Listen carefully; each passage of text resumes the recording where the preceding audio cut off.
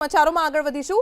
Canada અને Mexico પર 1 મહિના સુધી 25% ટેરિફ મુલતવી રાખ્યા બાદ અમેરિકાના રાષ્ટ્રપતિ ડોનાલ્ડ ટ્રમ્પ હવે 4 માર્ચથી લાગુ કરવાનું આયોજન કરી રહ્યા હોવાના અહેવાલ મળી રહ્યા છે।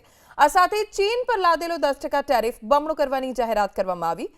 યુરોપિયન યુનિયનને પણ ડોનાલ્ડ ટ્રમ્પે ધમકી આપી, એટલે કે યુરોપિયન યુનિયનની તમામ પ્રોડક્ટ્સ પર એક સાથે 25% ટેરિફ લગાવી દેવાની ચેતવણી આપી। અત્યાર સુધી અમેરિકા તરફથી આપવામાં આવતી તમામ લશ્કરી સુરક્ષા પણ પરત ખેંચવાની ધમકી અપાઈ। ટ્રમ્પે કહ્યું કે યુરોપિયન યુનિયનનું સર્જન જ અમેરિકાનો આર્થિક પ્રભાવ અને લશ્કરી પ્રભાવ ઘટાડવાના હેતુથી થયો। તેમાં નોંધપાત્ર સફળતા પણ મળી છે, એટલે કે યુરોપના નાના દેશો અમેરિકા પર આશ્રિત નથી। આ ઈયુની સફળતા છે।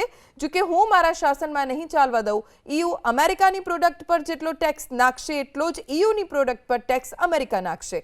જ્યારે ચીનમાંથી ફેન્ટાનિલ ડ્રગ્સ ઘુસાડવાનું પ્રમાણ अस्वीकार्य स्तर पहुंच्यो होવાનો પણ ટ્રમ્પે દાવો કર્યો।